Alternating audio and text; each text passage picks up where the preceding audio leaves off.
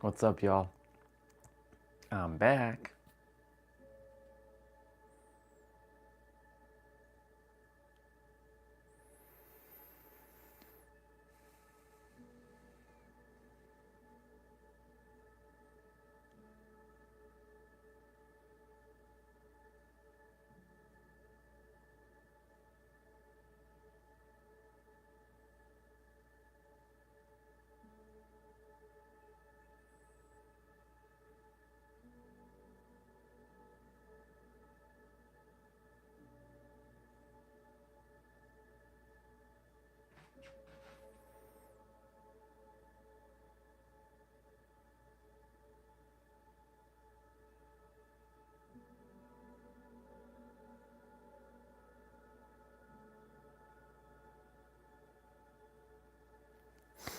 All right, cool.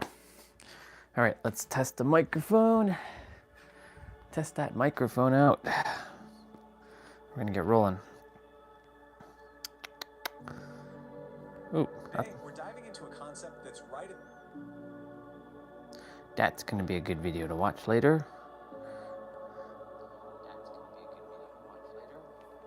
Whoa, what's up, dude? Hail to the Lord. Hail to all lords and all creator beings. Brahma, Krishna, Shakti, Shiva, Jehuti, Thoth, Ramdas. Not Ramdas, what am I saying? That's not a god. Well, technically, everyone's a god. Everyone's a creator being. Of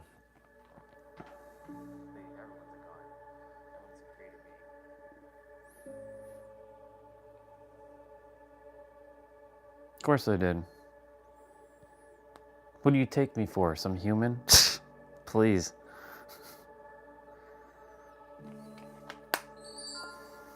What's up, dude?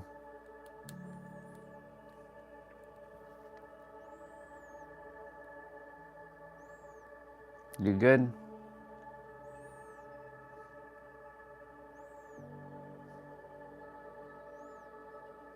I am just getting my daily things set up quickly before we roll. I'm gonna do some movements to get some blood flowing through my body. You missed the anniversary yesterday. Where were you? I went a whole year now live streaming, just so you know.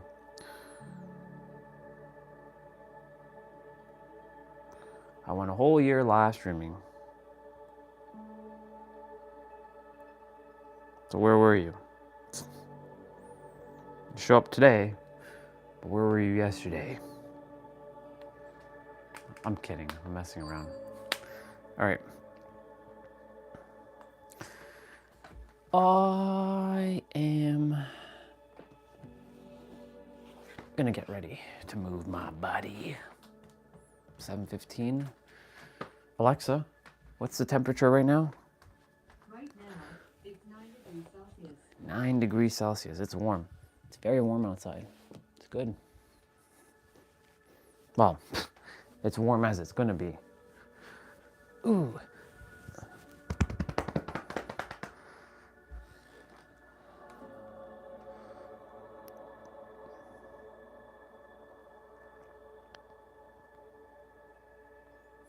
I want to listen to something else. Like, that'll get the body moving.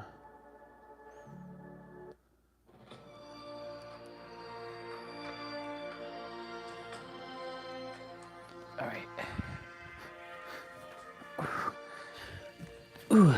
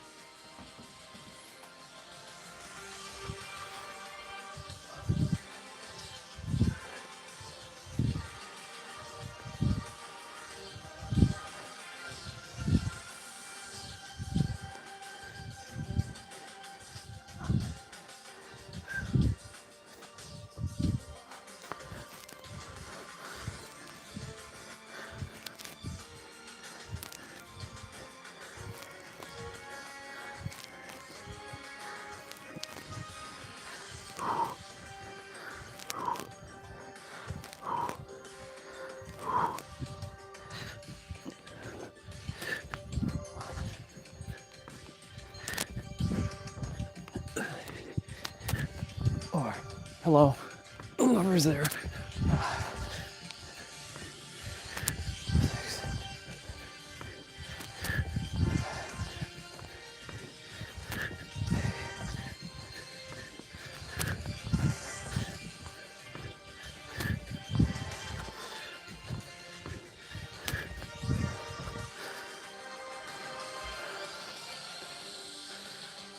Good to see you, dude.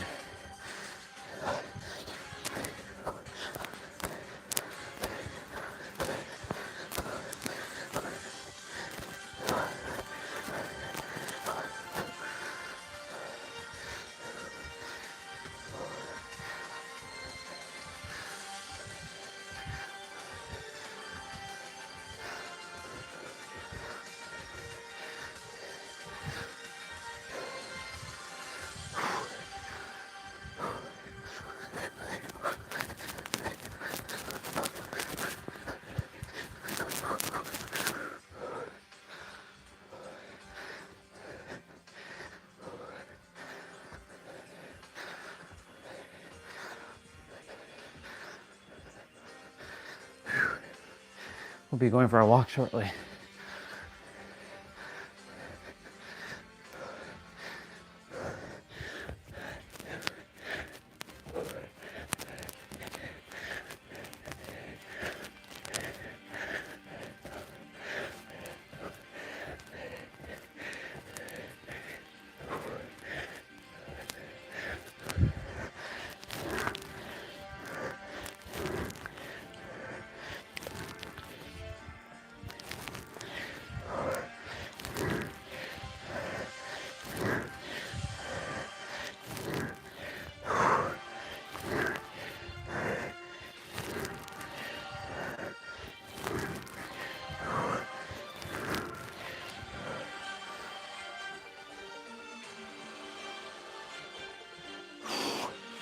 Let's go.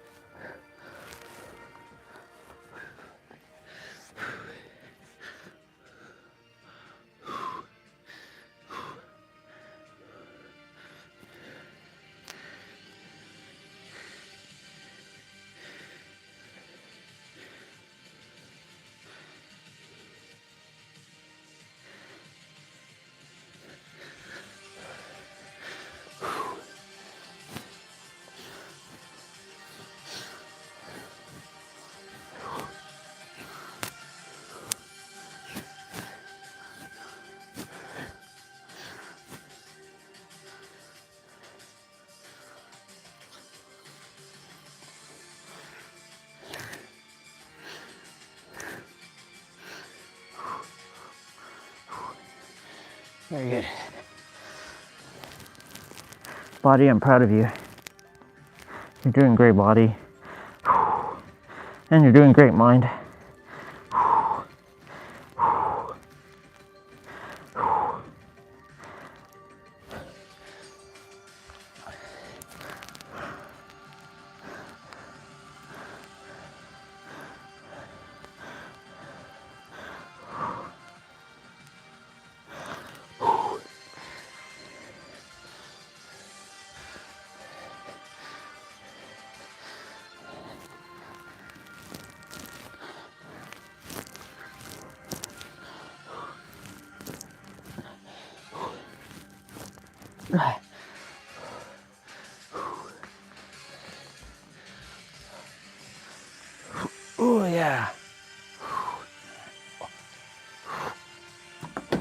Oops, there goes my water.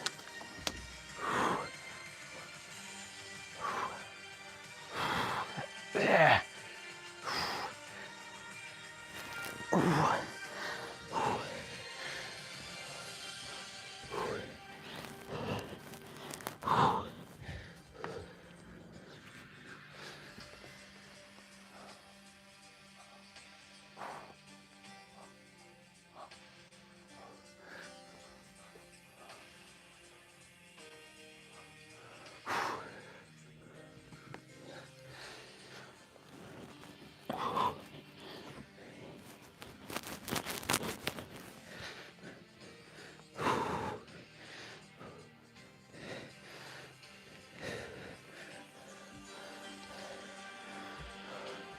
Preparation complete.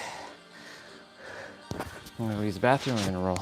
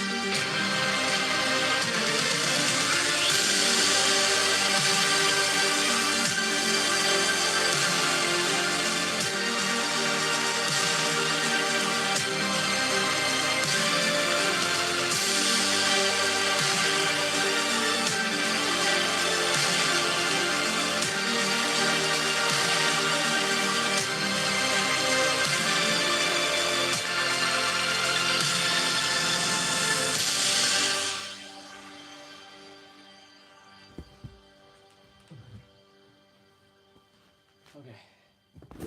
All right.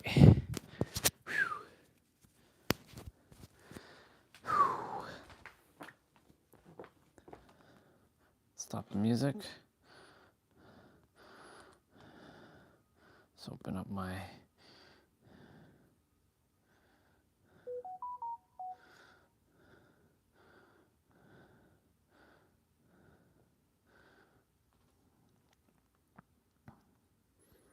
love you, proud of you, appreciate you, grateful for you.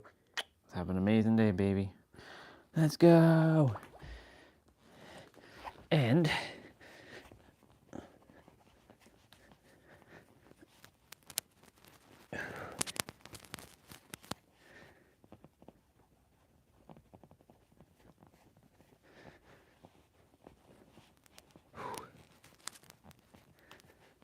good. Give that a little clean. Give our phone a little clean as well, too.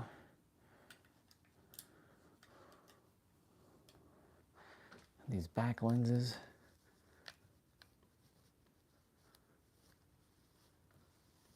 Perfect.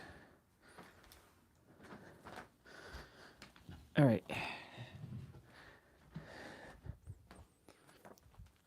Love you, proud of you, appreciate you, grateful for you. Love you so much, Bubba. Let's go.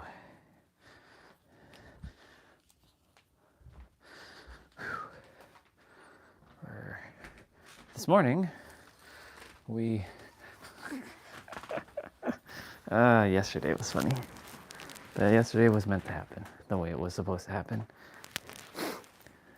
Yesterday was meant to happen the way it was supposed to happen with my gloves disappearing. Well, a pair of gloves, like a side of gloves. So I'm going to take off. Oops.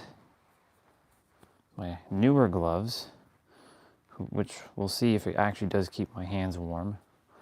It's actually warm outside today, so I mean, we won't really get a true test until like tomorrow or something. Alexa, what's the weather tomorrow? Tomorrow in Toronto, you'll see snow flurries and can expect a high of 3 degrees Celsius and a low of -1 degrees. Ooh. Alexa, how much snow is supposed to fall tomorrow? It might snow in Toronto tomorrow. There's a 45% chance. You can expect about 0.25 centimeters. That's nothing. That's nothing. That is nothing. All right, let me just check. When is it supposed to rain today?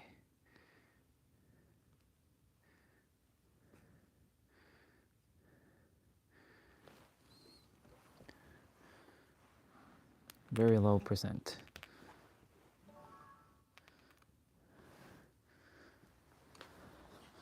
Okay. You all are looking out outside for the time being. All right, let's go.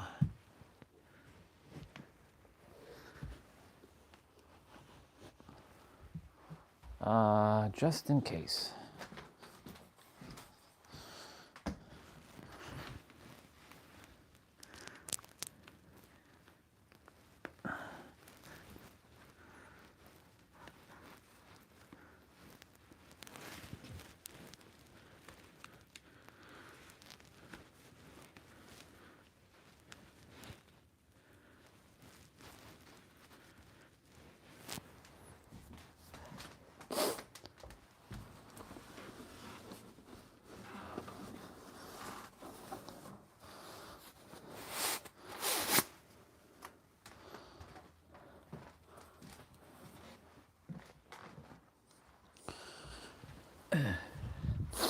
Okay, Google, turn off light.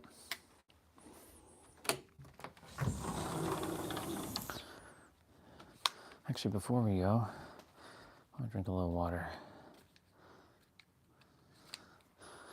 Just a little water.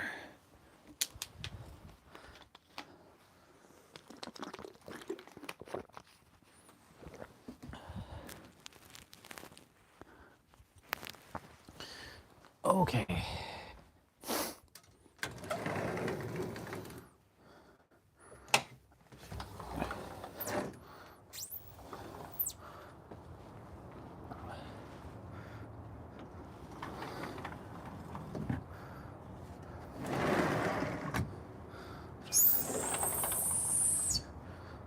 Let's go. Well, it's nice that Dad cut the grass yesterday.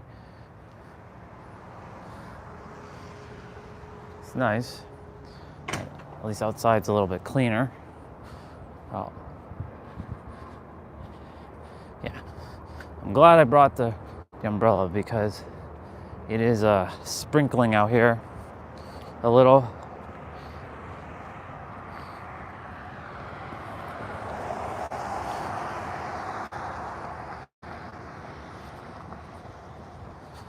Cool beans. Well, welcome to day number 366 on the live stream, y'all. We did it. We did a whole friggin' year. We made it past the year now. Now one can say I've officially now gone over a year. I can now officially say I've done over a year of streaming. Technically, I started streaming on Instagram and Facebook on October 6th. So theoretically, I have gone way past the year, but I don't count those personally. Those are like practice. And here we are. We are now well into a year. It's funny because on Saturday, will equal 369 days, so 369, and Friday equals 619 videos.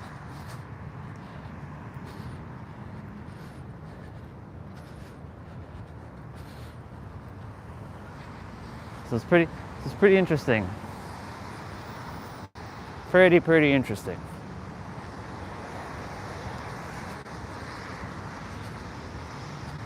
Got my newer gloves. I feel all right. But the real test will come in the colder weather. Like this is all right for now. But we will see what transpires.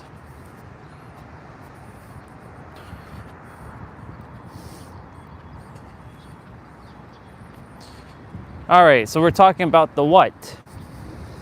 We talked about the who. We talked about the when. We didn't talk about the why yet. Ooh, we got that. That one's tomorrow, the why. So, the what. You're probably wondering, well, what do I do? What do I do? Or, what can I do? Or, what is possible for me? Or, what is going to take place? Like, there's a lot of whats. That question, what? Morning. There's like a lot of questions like what? Like what, right? Like, what's my future have in store?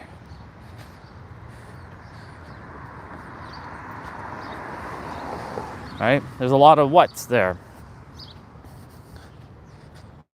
What you're supposed to be is being in the now.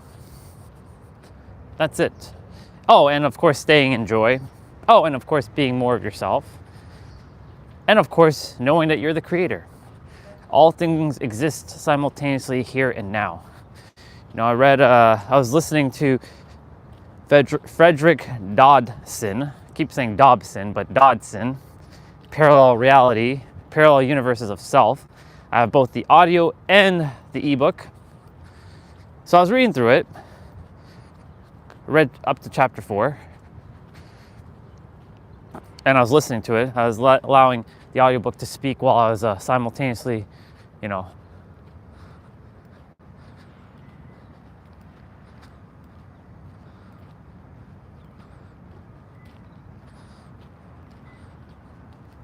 so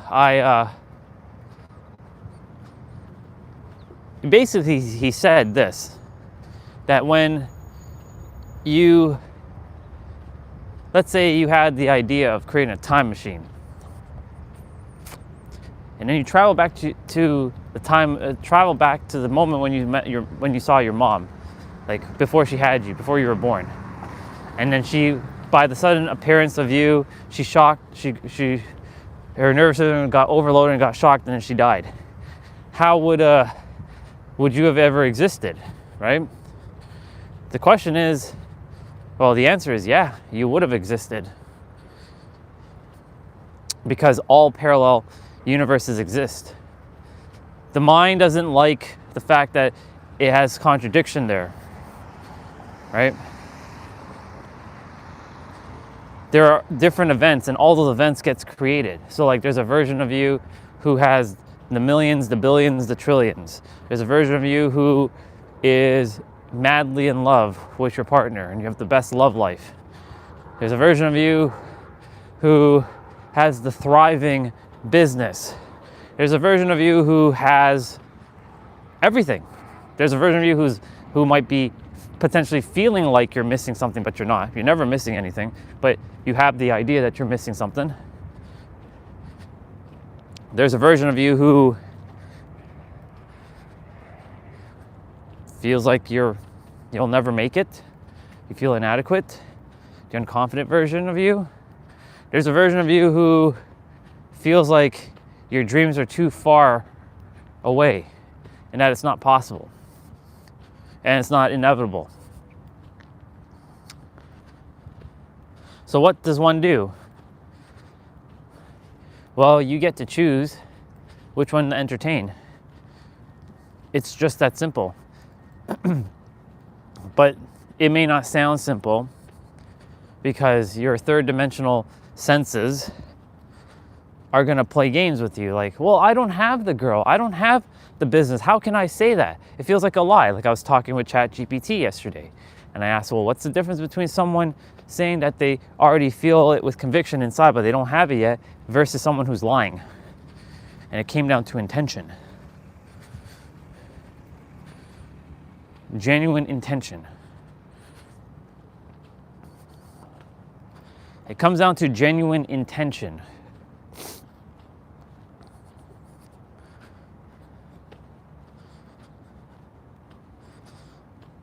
So you get to choose in every present moment, what version you desire to entertain.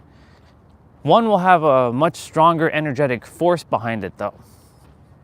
And normally it's the one that most people are focusing on, the one that they don't currently have. And they keep reproducing it, lack. I've already fulfilled my role that in my inner world I already have the millions, the billions, and the trillions, plural, not just trillion, but trillions. Millions, billions, and trillions.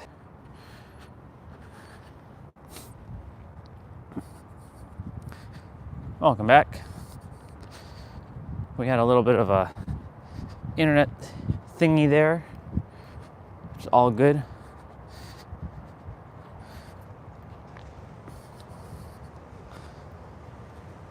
So what I was saying was, you know, millions, billions, and trillions. You know, trillions encompasses all the others, but millions doesn't encompass trillions and billions. So you got to be specific. Specificity is the name of the game here. Specificity is going to be required. Without specificity, your goals are just going to be just that, goals, fleeting. You must be crystal fucking clear what it is that you desire, and you must embody it now. That is how it's going to unfold. Morning. That is how it's going to unfold. But then you're going to ask, well, the how? Well, how do I do that? When you never felt a feeling before, right? So you got to ask yourself these questions. What would I feel like if I had said desire? What would I feel like? How would I feel like?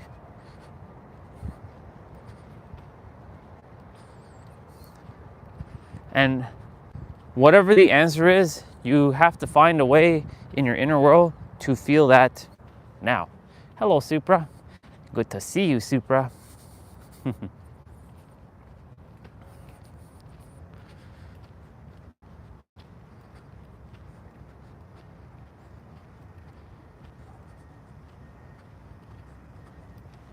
Genesis. Genesis.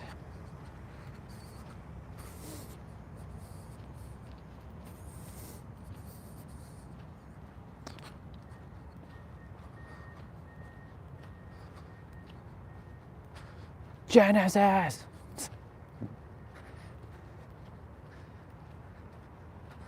Echelon, epsilon, or epsilon. Echelon is the E word, by the way. Echelon. Epsilon. Don't want to be walking in the grass with these shoes. Because, you know, wet feet. Don't want to have that wet feeling. So, something to get out of the grass.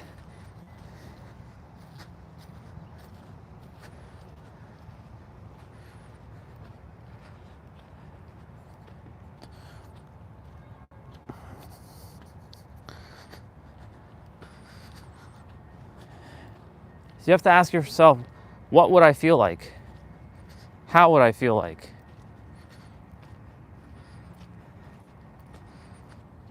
You know, those who are looking to have what they're desiring to have, they have to feel that feeling now. The universe will not prove it to you. The universe is going to bring you more situations, opportunities for you to master yourself. Not learn, but master yourself. And if you continue to fulfill where you're feeling of like lack or insecurity or lack of confidence, well, guess what? The universe is going to keep mirroring that shit back to you over and over and over and over until you finally get the picture. It will keep sending you things, and you're going to feel like the universe is always against you. That's how I felt for a majority of my life, but I didn't know anything about the universal principles.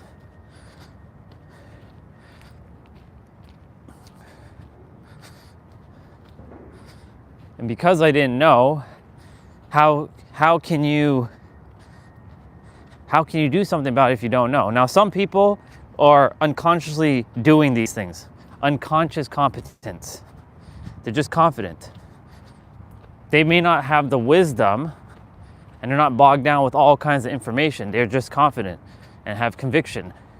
That's why they don't read manifestation books. They don't watch manifestation content, right? All the manifestation content out there, it's more like bogging your shit down. Like, that's why, like, a lot of it is actually not learning. A lot of it is undoing and remembering the you before all of it. You were manifesting every day before you even heard that word manifestation. But now that you're aware how it works, right? You've probably been watching many different manifestation coaches out there speaking, and all of theirs work because it worked for them. But you're probably like, well, it's not working for me. What is going on here? Right? What is the reason why it's not working? It's just you have to have conviction. Right? We were in a bookstore yesterday, and we saw the book called The Art of Manifesting. I actually downloaded the book, and it's a book of where you're using drawings to bring forth your reality. If you love to draw and you have inner conviction with the drawings that you draw with the book, it will manifest 100%. You know why it will manifest? Because you put conviction behind it. But if you're drawing and there's no emotions behind those drawings, like you're just drawing it and you're just following along, but it doesn't feel like it's doing anything, guess what? That's not your form. The universe doesn't adhere to techniques. It adheres to frequency. That's a bar. Please make sure you write that one down. The universe does not care about your little techniques. All it cares about one thing, your frequency and what your frequency is at. And it will do whatever it can to keep you in stable form.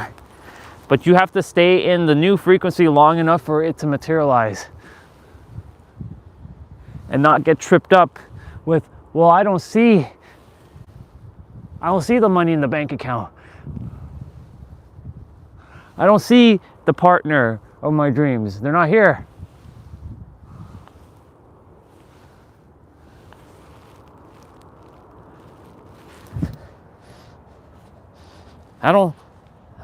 The business is not here yet. Right? All of that. You're going to do your best not to get tripped up with all that.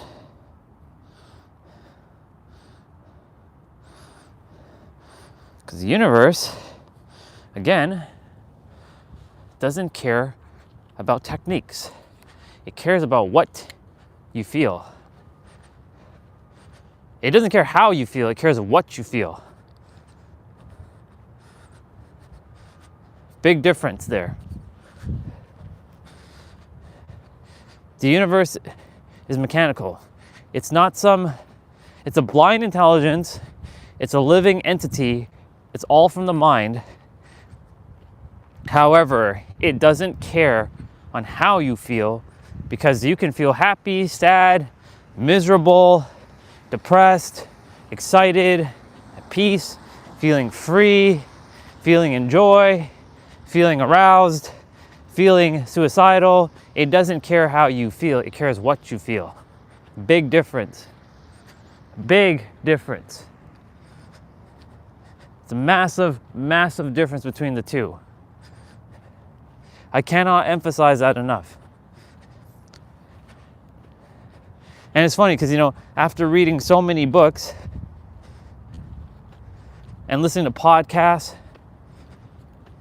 and doing all kinds of techniques, meditations, in 2021, 2022, and 2023, I was very much into meditation.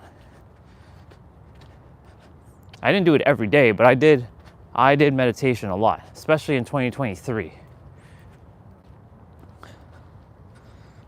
In 2020, I started meditating for like 15 minutes. At 3 p.m., I'm meditating for 15 minutes. It was the lazy man's meditation with Emily Fletcher, the founder of Ziva Meditation, which is easy. There's no chin mudras. You just sit, keeping your back erect, your neck or like your head like free, and you're just in meditation. That's it. You close your eyes and you just breathe. There's no technique to that. You're just sitting and you're just being. Probably the best type of meditation, in my opinion, instead of crossing legs and chin mudra this and all this other stuff.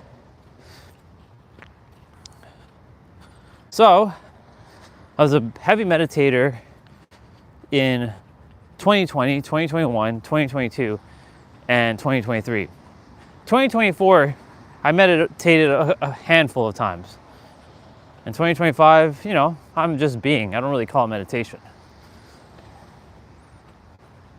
Right? The universe cares about what you feel, but not how you feel.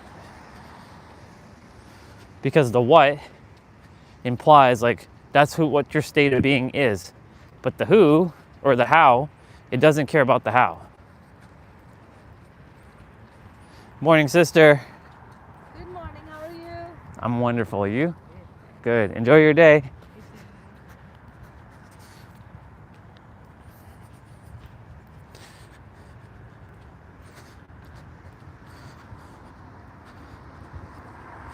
So,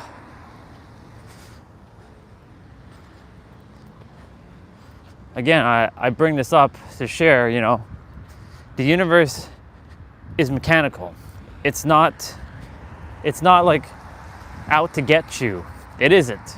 What it is doing, though, is to keep you in alignment where you are right now, because it strives for energetic equilibrium, balance. It loves balance. So you kind of stepping out of balance, it's like, oh, okay, all right. But here's the thing. The universe, you're like, then, well, what about those lottery winners? They go from nothing to instant success, to instant millionaire, right? You're probably wondering, like, why them? Why not you, right? Why are they lucky? Right? That's you know, we get envious because, like, why does it happen to them and not me? Like, why can't I win the lottery, right? I'll explain that in a moment. Relax, you're going to get some.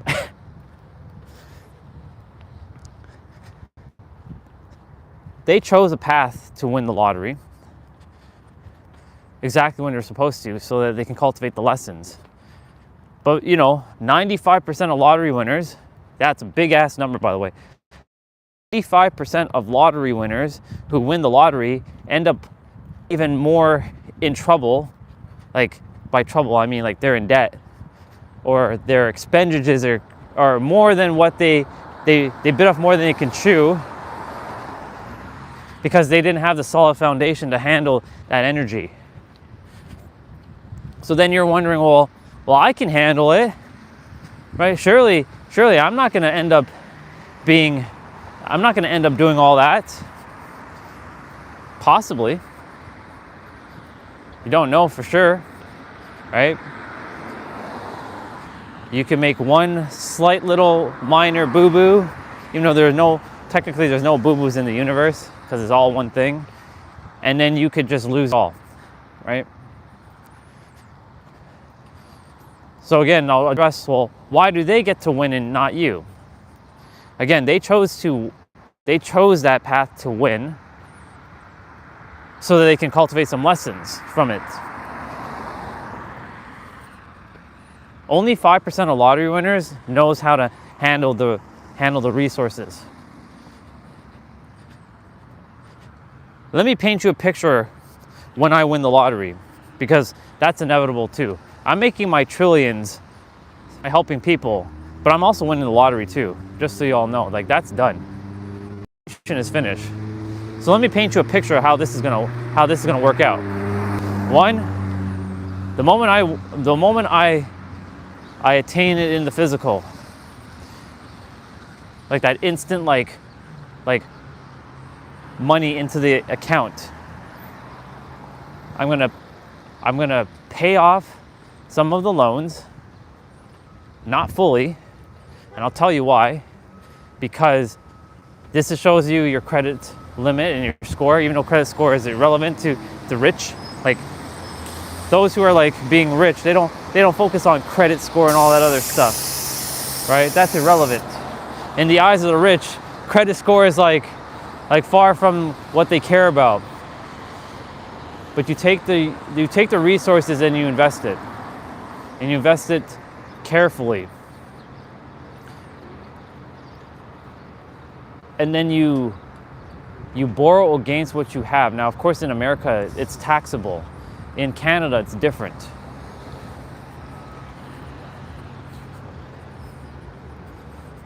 In Canada, it's a lot different.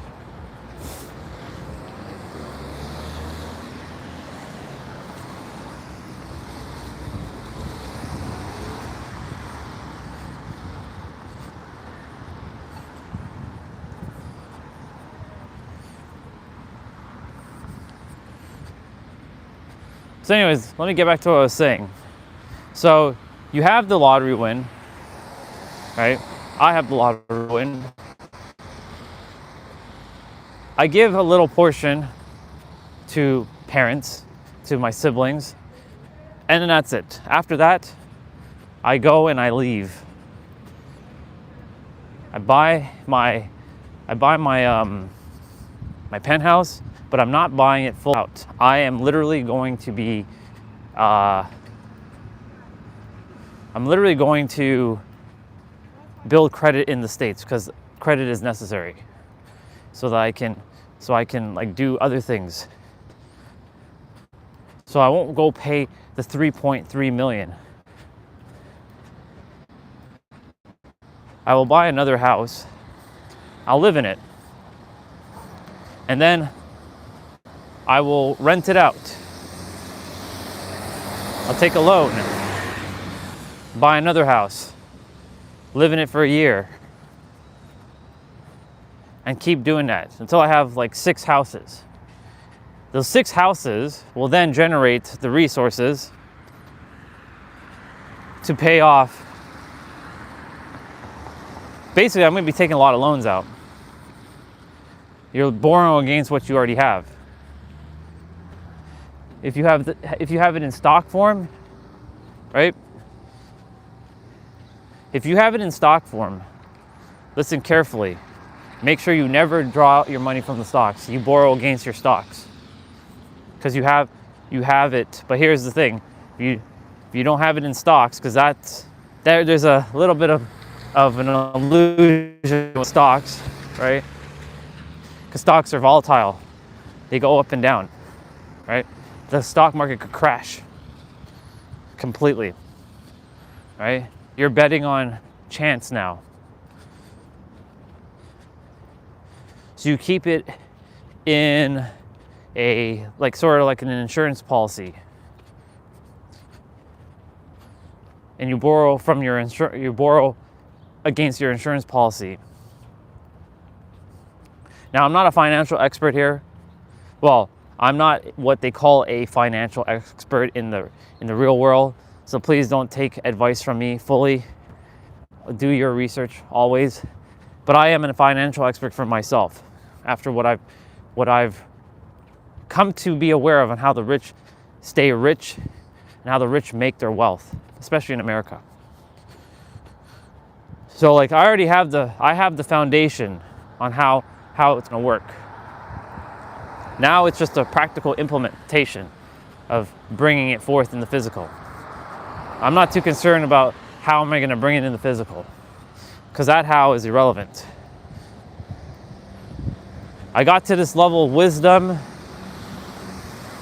not by doing the how. How am I going to get smart?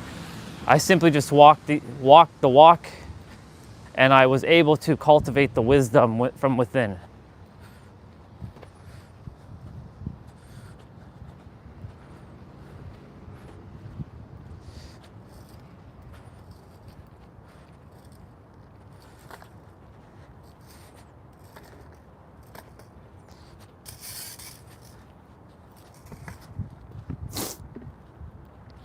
So every day I was able to walk the walk and talk the talk and do what I had to do to get to the level of wisdom that I'm currently at. And now that I have it, it cannot disappear. Once you've attained something within, it can never be taken from you. That's a bar. Please make sure you write that one down. Once you obtain something within, it cannot be removed from you unless you remove it from yourself. And that works both ways. If you desire to have fear and you cultivate fear, that fear can't be taken away from you unless you take it away from yourself. No external thing is going to take it away from you. You can have all the money in the world, but you're still going to be feeling like you're in lack and scared. Why do you think a lot of people who have a lot of money, they're afraid to hold it? They're afraid to tell people that they have. They're afraid to spend. They're afraid to do this because they hear about people losing it all. Right? They make pretty bad investments.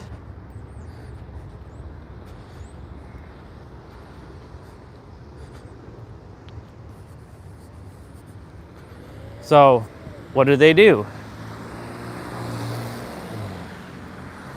Right?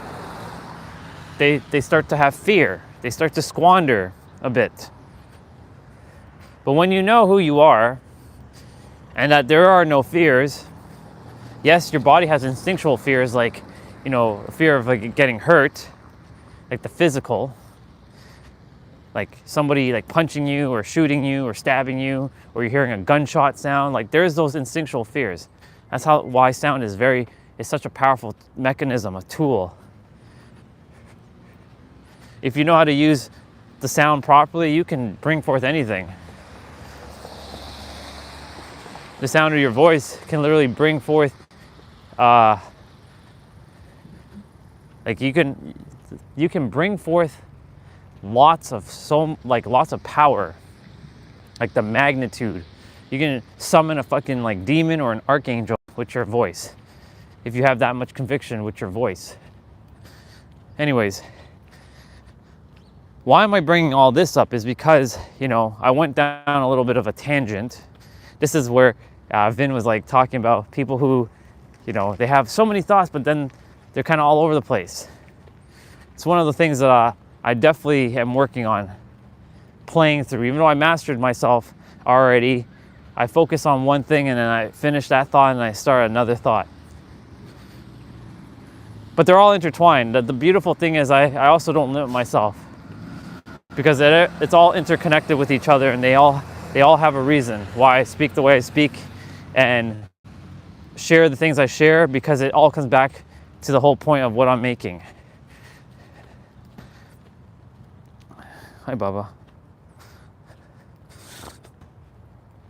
So again, morning.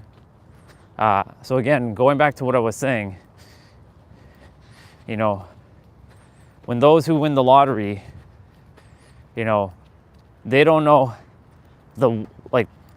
what they should do with it. So the natural thing is to spend, because they think they're gonna have that forever. And they could, if they know how to use it wisely and circulate it wisely, right? There's that Bible quote, those who have more, all more shall be added onto them. Those who have less, all shall be taken from them. Again, very brutal verse, but it's not brutal.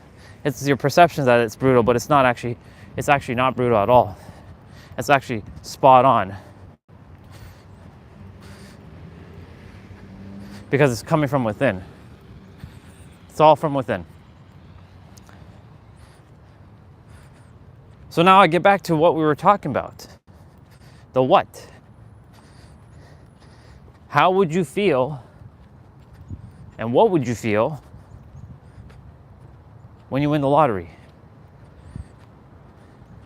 And feel that now. Hi Santa. Hi Bubba's.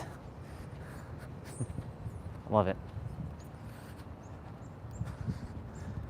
What would you feel? How would you feel?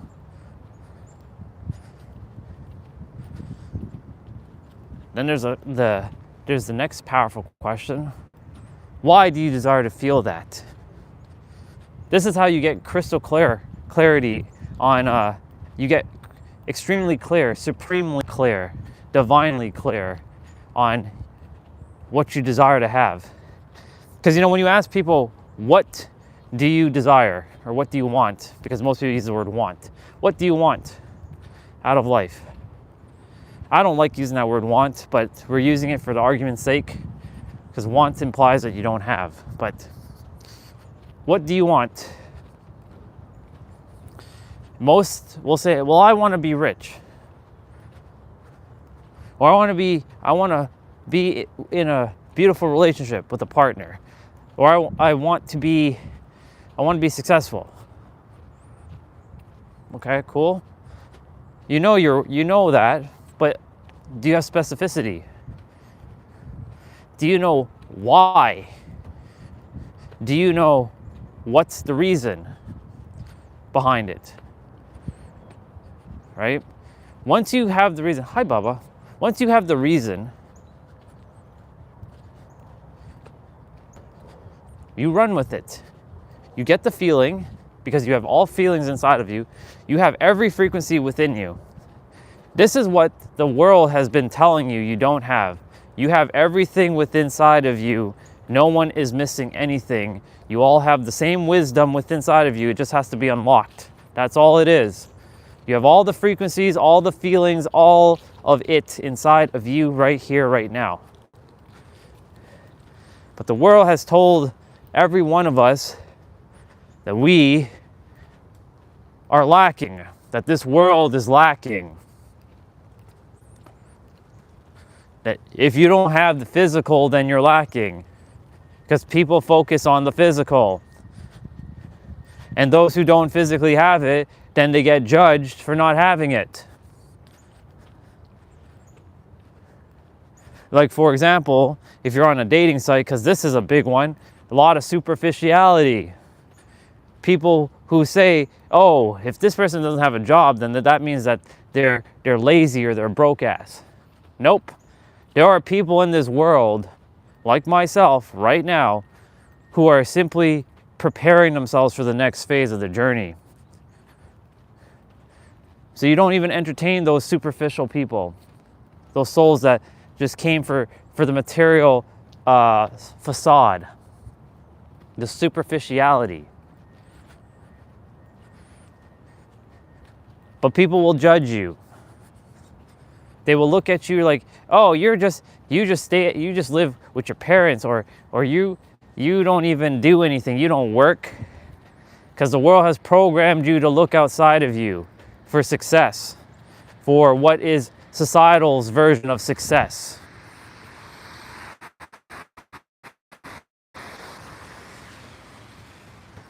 So the big what question's coming. What the hell have we been taught? What the hell have we been doing all this time?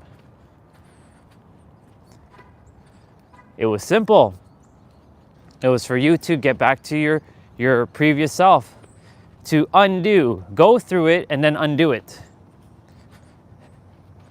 This was all by your design, even though it may not have felt like it was by your design because you have so-called others, doing things against you, which is really you doing it against yourself, which is actually you doing it for yourself. That's a bar, right? There's a Bubba in the window sucking his finger and putting his hand on the window. We're supposed to be back like that. Like that Bubba that's in the window.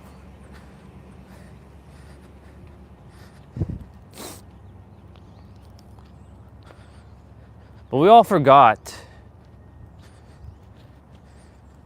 that the world is illusion, and we've been told a lie that we're just these human beings who doesn't really have the power, that we must listen to some external person who, for whatever reason, they have the power, and who elected them to have power, right? One day somebody woke up and they said, I own this. And everybody else just bought into that they owned them. And then, of course, that's how, and it started from back in the days. And this is why we have the problems. And of course, different groups started creating different things, resistance towards each other. I came here, another brother said it perfectly. His name is Zachary Fisher, ZF. He makes good posts on Facebook, but it's basically me telling it to myself. I didn't come here to separate people or segregate people. I came here to dissolve the thing that created the separations between people. That's a fucking bar right there. I came here as the third path to dissolve polarity. Now, we do know that polarity does exist, and we're not just being ignorant. We use polarity to our advantage for the good. Being a moralistic person, even though the universe doesn't give a shit about being moral, it does not give a shit about you being moral. It's mechanical.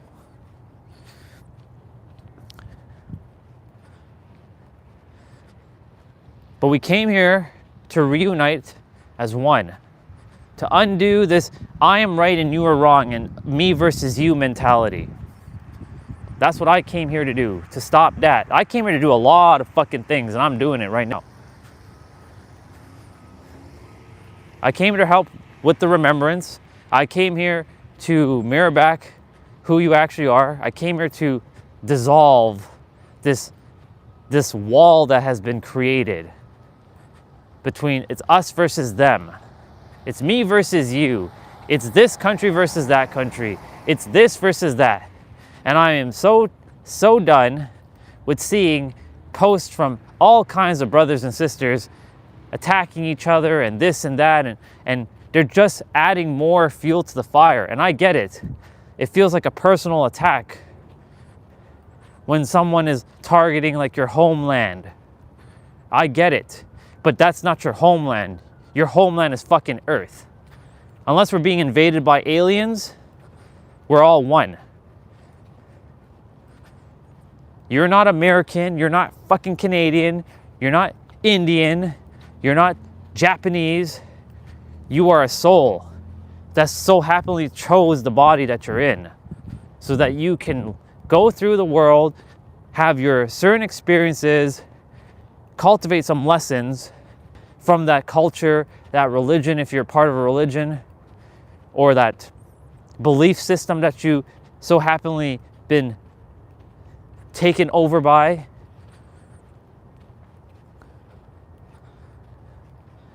So that you could return back to the you before all of it. The you before your conditioning, the programming, and the domestication.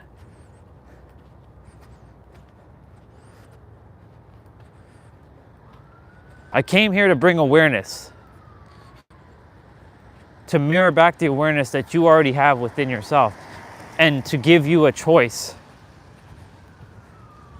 You may not know that you have a choice, but I came to mirror back that you have that choice now. And it's really you giving that choice to yourself. I'm just a mirror to reflect it back.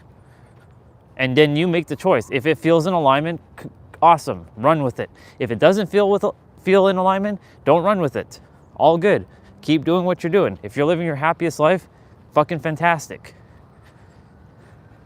Go live that life. Get off of social media and go live your life. Go be in nature. Go have fun. Go hang out with people in the physical. Turn your phones off. Be present with them when you're at a restaurant. Not be texting. You know how many times I go to restaurants in the so-called past? I haven't sat in a restaurant in a while by myself. But I would go in a restaurant and I see how many people are just on their fucking phones and they're not even communicating with each other.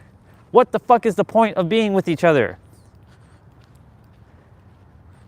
Because they find that social media is more important than physical contact. I caught myself in that too. Sure, there's a lot of great things on social media, don't get me wrong. And you can cultivate some awareness. I've cultivated quite a few things from social media. I'm not going to deny that. However, is it more important than being in nature or being outside or being with other people? Or, spending time with your soul and having fun? Fuck no. You are supposed to spend time with yourself and others if you have others. And if you don't have others, that's okay. No big deal. If you love community, find a community. If you don't like, spend time with yourself. Be your best friend. Take yourself out. Go to a movie. Turn your phone off. Spend time with yourself. But the world has programmed this world has programmed a bunch of mindless zombies. Even though nobody's actually a zombie, but they're acting like zombies.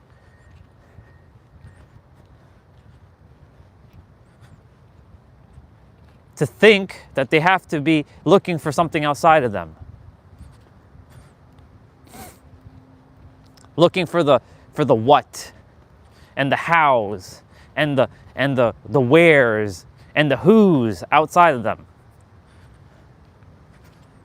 Not to mention the wheres.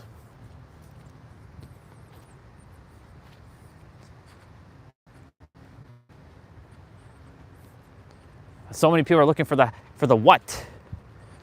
What do I do with my life? What should I do? What should I be?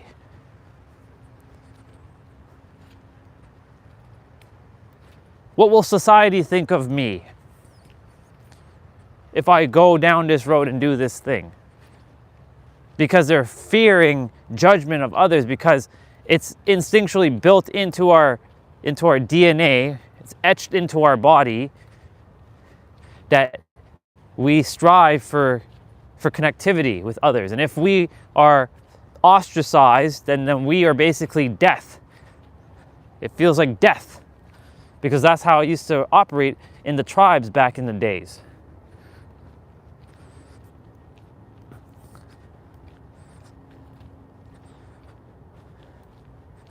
That if you did not adhere to what the tribe leader said, you would get ostracized, and basically that was like considered almost death, because back in the days, if you weren't a part of a tribe, for your survival, it was for your survival. So your survival mechanisms kick in, so you will conform. I saw it again on Instagram. There was a reel playing.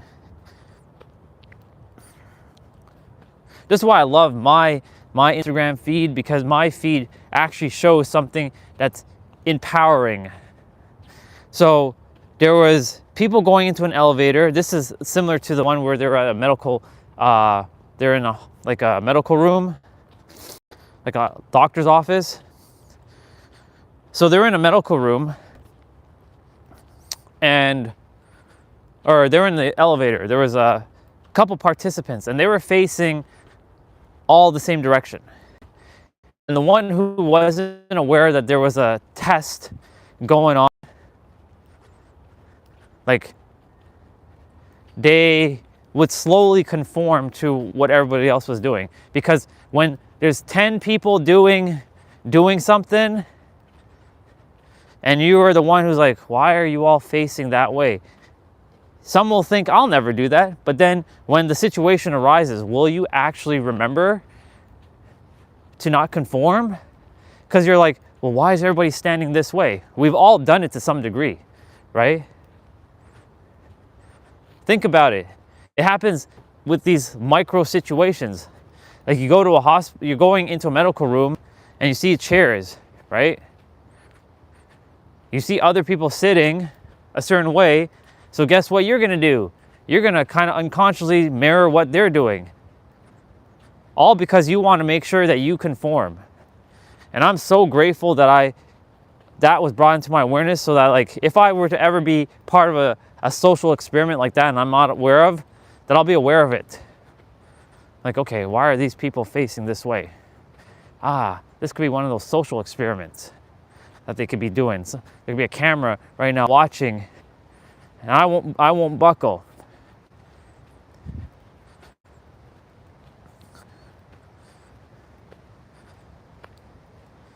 Do you know every time I come outside with the gimbal, I'm not conforming? Do you know that? I could have just held my phone in my hand and be like everyone else who holds their phone in their hand and potentially like talking and conform that way. Fuck that noise. No way. I'm not doing that. I'm bringing my gimbal out. I have it. Why not use it? Right? What? Because it attracts attention? Let it attract attention.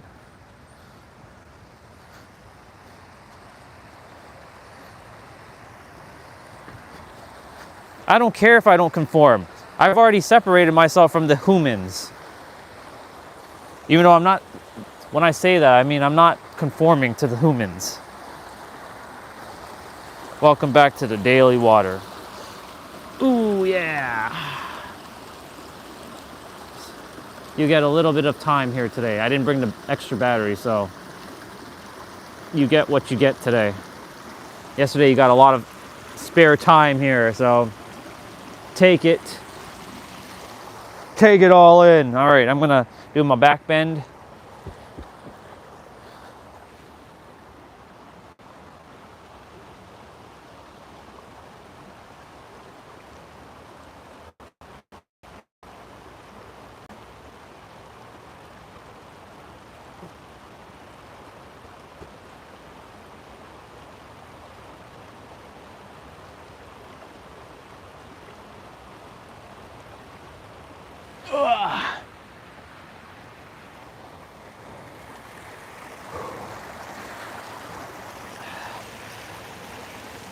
For me, I don't give a rat's ass if I'm with humans or I'm not with humans, because I've created a life where I don't require to be with the humans. Now, of course, I prefer to be with humans, but I don't have to be with the humans. Most people can't be alone with themselves for an hour before they start to distract themselves. I can be with myself for an hour. I don't have to sit. I can just sit and do nothing for an hour. And I'm comfortable with myself. I start talking with myself. I have great conversation with myself. I've done it so many times. And probably I have the best conversations with myself than I do with any other humans. But of course, I do love connecting with people. So for me, mine is not a I need to do it. Mine is I get to do it. I choose to do it.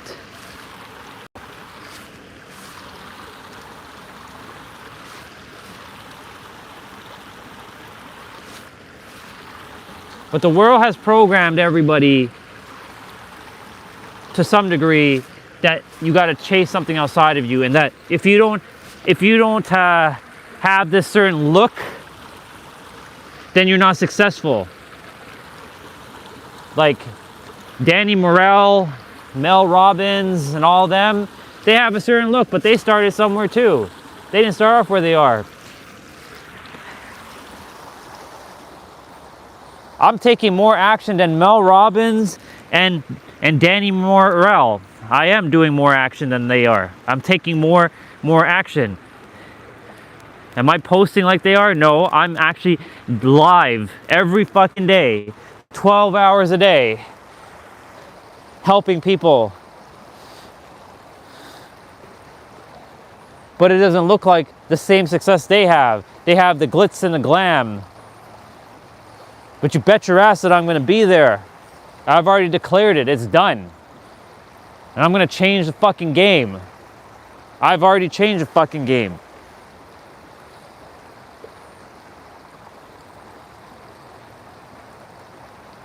I've changed the fucking game on this planet. Who do you think Nero and Pete got their information from? Yours truly. I left all that stuff from the distant past for others to cultivate the wisdom.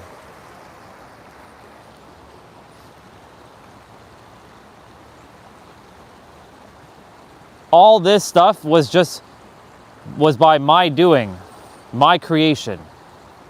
And everyone else is just capitalizing on what I brought forth in the ancient past. And I can say that with absolute conviction because I know what I did in the past.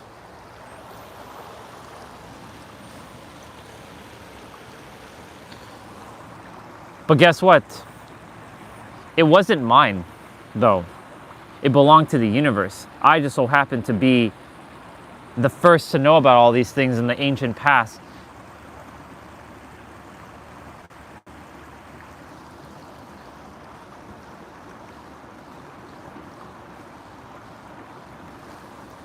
I was the first Orion ever. My soul is so fucking powerful that I nerfed the shit out of myself so that I could have an interesting experience this time around. It's funny because last night while I was sleeping, I had a dream speaking to Ray, not the Ray we know, but my former colleague, my former brother in arms. He's not former, but like a brother that I don't talk to anymore. And there was him and Clement, and there was Braun Breaker. So weird why Braun Breaker was there. I was telling them the story of who I was and what happened to me as Sarah. I got raped. Got to a point where I almost died. And this happened in my dream.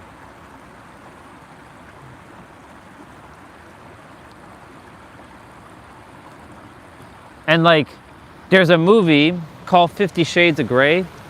I didn't know what the fuck that movie was about. And when I watched that movie, I was disgusted. I was absolutely disgusted by what I saw. I didn't know why. At the time, I didn't have my memories yet. But I was like, something felt like that woman who was in the movie getting, you know, being with that dude, and he's using all kinds of tactics and shit on her and hitting her, and she was a part of it. Like, she signed a contract. Like, I will never watch that movie again. I'm not traumatized by it, but like, I was in my dreams thinking about that movie. I'm like, fucking 50 Shades of Grey.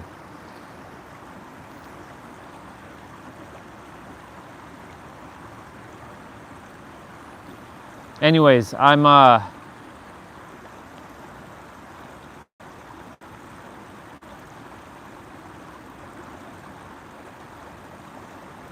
bringing all this up because, you know, the world has told people that they have to look like this, like a Mel Robbins or a Danny Morel, because if you don't look like a Danny Morel or a Mel Robbins, then you're not successful. Bullshit. Bull fucking shit. I'm not taking anything away from Danny Morel or Mel Robbins. They've done their role. They played their role admirably. But they're still keeping people fucking stuck where they are. And I cannot and I will not tolerate that any longer. Sure, they're helping people break past their current limit. Remember, there are the 4 stages. There's the initiate, the purge, the integrate, and then the embodiment stage.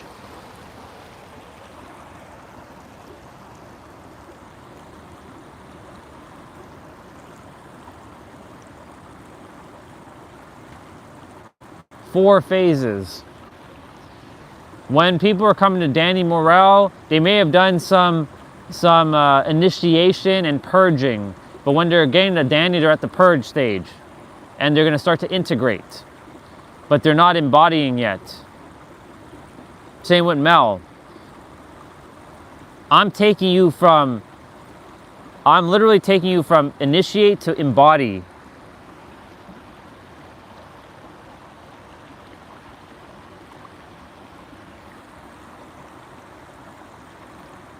Or I'm taking you from I'll use E words, educated version to evaporate to elevating yourself to evolving yourself.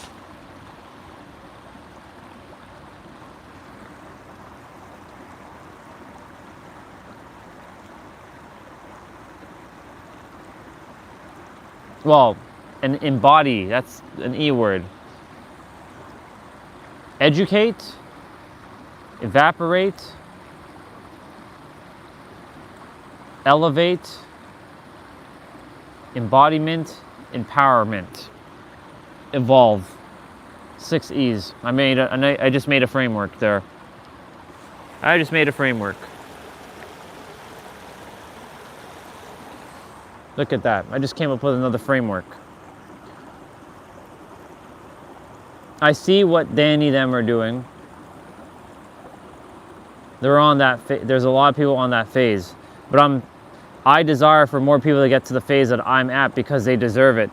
Not spend years and years and years stuck where they are. But the thing is, they are on their journey, and their journey has to be fulfilled in a specific manner.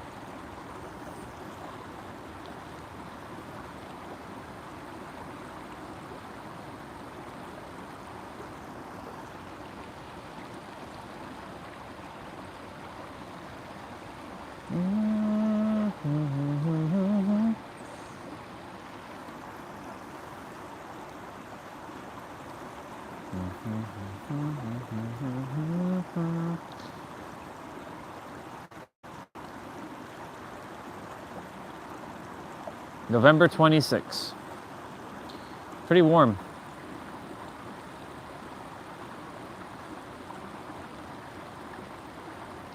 December, January, February, March. Ugh. Those are the months that I loathe in Canada. I gotta be out of here, universe. Let's open up a path, shall we? Subconscious and superconscious, get into alignment, please. We got work to do. Find some semblance of peace.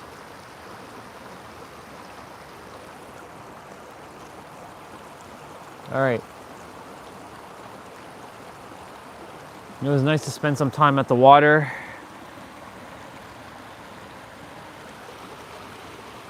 Phone battery is 59%.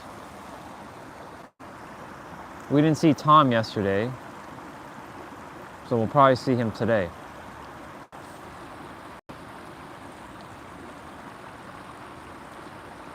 Pew, pew, pew, pew, pew, pew. Do, do, do, do.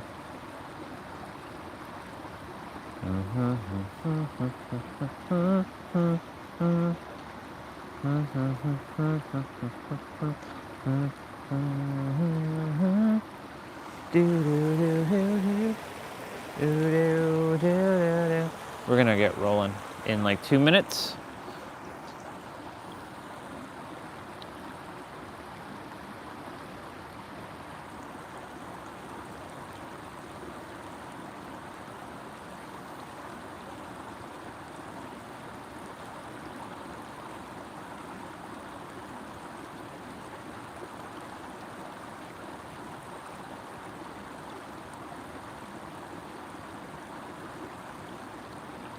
The preparation phase will be complete.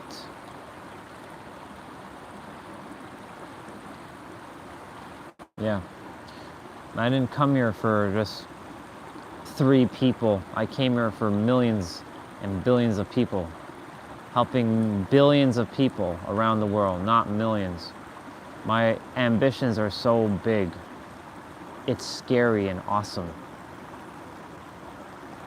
I have the container now to hold millions and billions of people. I have the energetic power. I'm ready, universe. I've been ready. But it's not about you anymore, universe. It's about me. Me and the subconscious.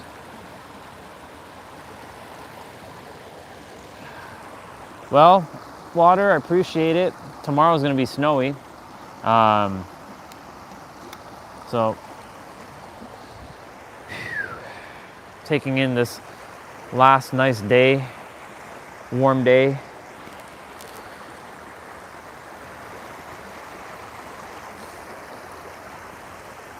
I appreciate you, water. Thank you. Love you.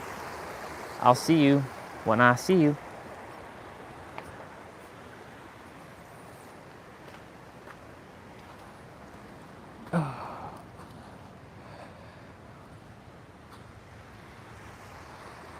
Bye, water.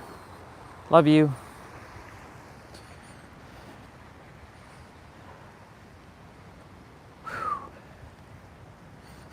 Anyways, back to what I was talking about.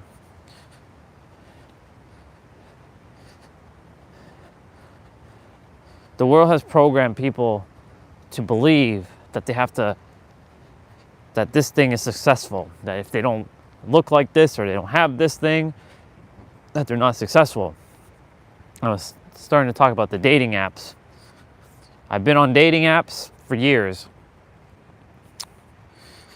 And I recently went back on one, but not to date somebody. No. I went back on a dating site and I made my profile to be both for the male and females. So I can see from both angles. You can call it a social experiment. And I see a lot of people writing. I see both from the males and the females. Remember, a lot of females will get a lot of hits. And if you're not stand out, like if you just say, hey, how are you? Or, you don't come up with something witty, you're just gonna get dropped in the sea of sameness. For the guys, on the other hand, it's interesting because because guys don't get as much matches as girls, but that's a belief, right? That we're gonna chop off because guys I can get lots of matches. In fact, I get lots of matches because I'm one handsome fucking dude. But there's something I want to share though. I'm not interested in superficiality. Women, I love you all, but don't use your looks because your looks are gonna fade.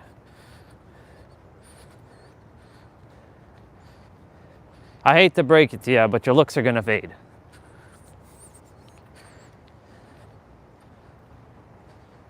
But you'll age like fine wine. I would rather a soul who, wear your makeup, wear what you gotta wear, feel good, right? It's just like anything else. You go and do your hair, you put on makeup, makes you feel good, right? Make sure it's come from within though, not something external. But it's just like us guys wearing suits and getting a nice little cut. Like, we feel fresh, we feel good, right? When we get that nice haircut or beard trim, we feel nice. That's what we do it, right? Just like girls, when they shave their legs, they feel good, right? Anyways, I'm on Facebook dating, doing a social experiment. And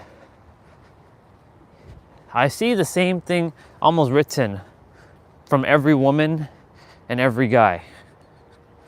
They are looking for something outside of them. I am looking for XYZ. Now, there's some people who write about themselves and say, I'm a very happy person, and just desiring to connect, not looking, but desiring to connect with like-minded individuals. So then I'm like, okay, so you wrote that, that's good. That's better than I'm looking for. So then I would ask them, so what is considered like-minded if you don't mind me asking, because what is your definition? And what is it that you're looking for who is like-minded? Because if you don't list what like-minded is on your profile, because Facebook only gives you 500 characters, which sucks. So you can't really put too much, right? You can't write on a whole fucking bio. Because remember, your bio is advertisement for yourself. You're selling yourself. In every present moment, you're selling yourself to some degree. You're marketing yourself. Like while I'm live streaming, I'm marketing myself. But when you're on like, if you're gonna write, I'm looking for like-minded individuals, but you don't write more than that, well, how does somebody know what the fuck like-minded is if you don't specify? This is my ish with people. They're not specific. They don't specify things.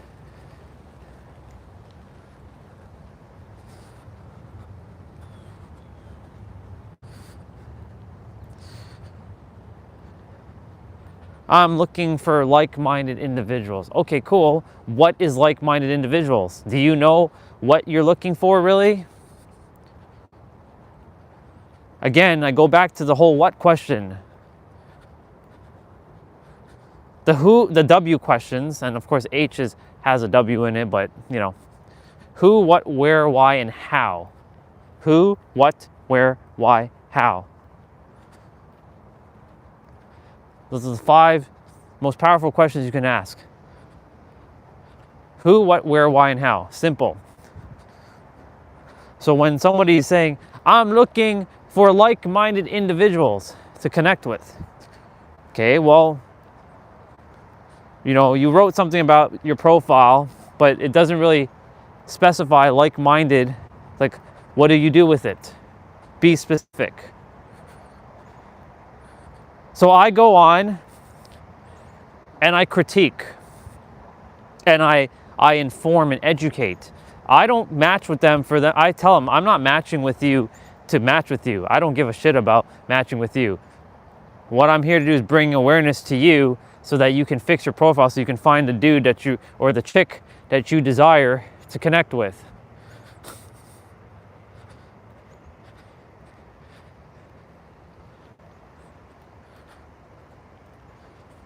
Some of them have responded. Some were like, who are you to tell me what to write? I'm like, who am I to tell you? Well, continue to be there, continue to do that and see if you're going to be successful. Good luck. Others are like, oh, thank you. That's an interesting way of looking at it. I'm like, yeah, because I don't operate like your third dimensional human. By the way, practice love and authenticity, y'all.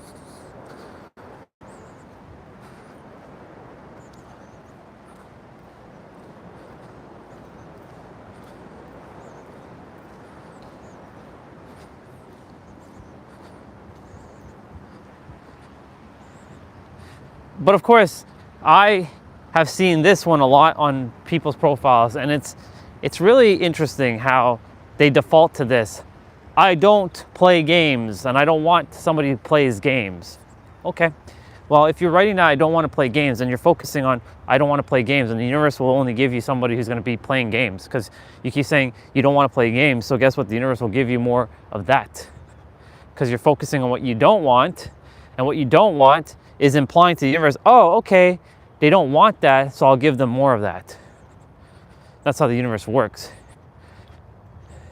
Most people don't know how the universe works. I'm aware of it now.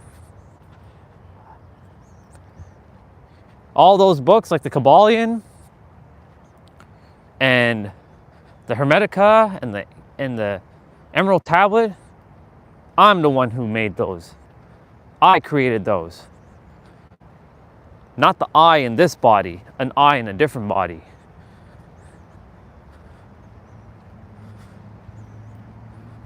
Everybody's using my information that I left.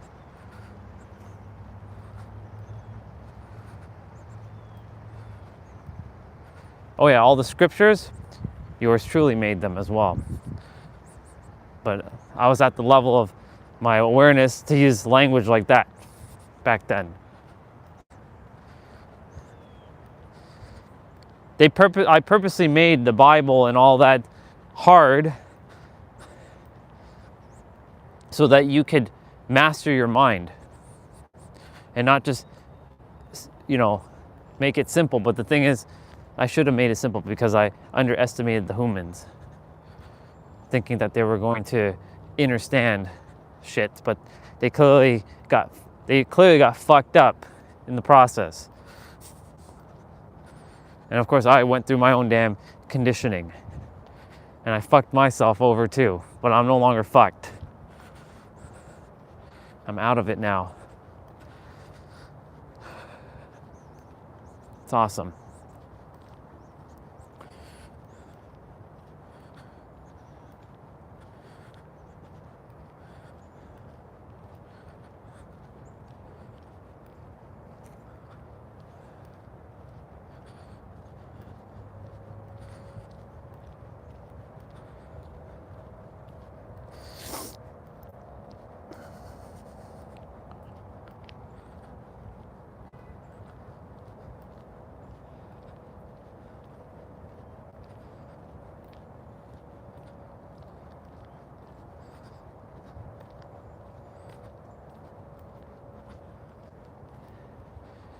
Let me see.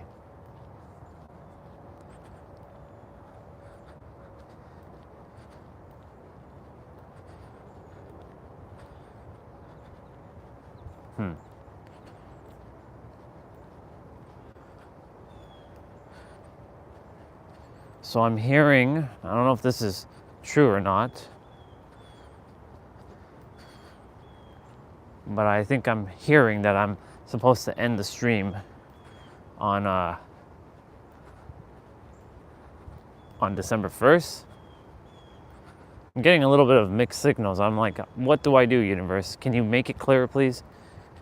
Well, it's not universe. I have to stop saying universe. Universe is not doing anything. Universe is just maintaining my frequency. That's all it's doing. It's not giving me insights. It's my higher self. Higher self, can you make it clearer, please? So the third dimensional mind knows what the fuck it has to do. It doesn't have to reside with the body. Make it clearer so that I'm with absolute precision. What is it that I must do with this stream? I continue it. I don't continue it.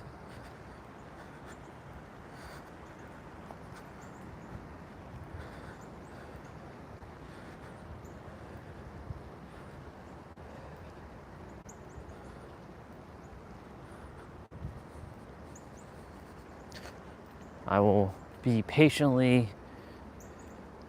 awaiting to hear, because there's that thing about not waiting, you just take action from a state of alignment.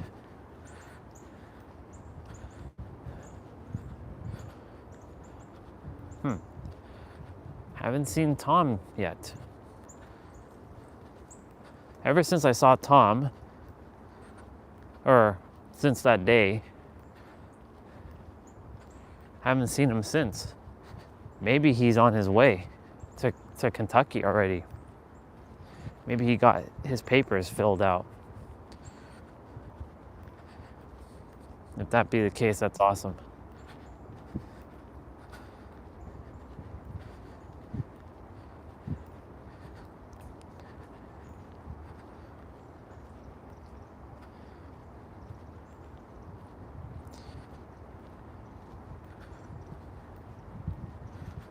Everything's working out for Tom. I know it is. We might see him tomorrow, potentially, but I hadn't seen him. And I came out early. This is my normal time.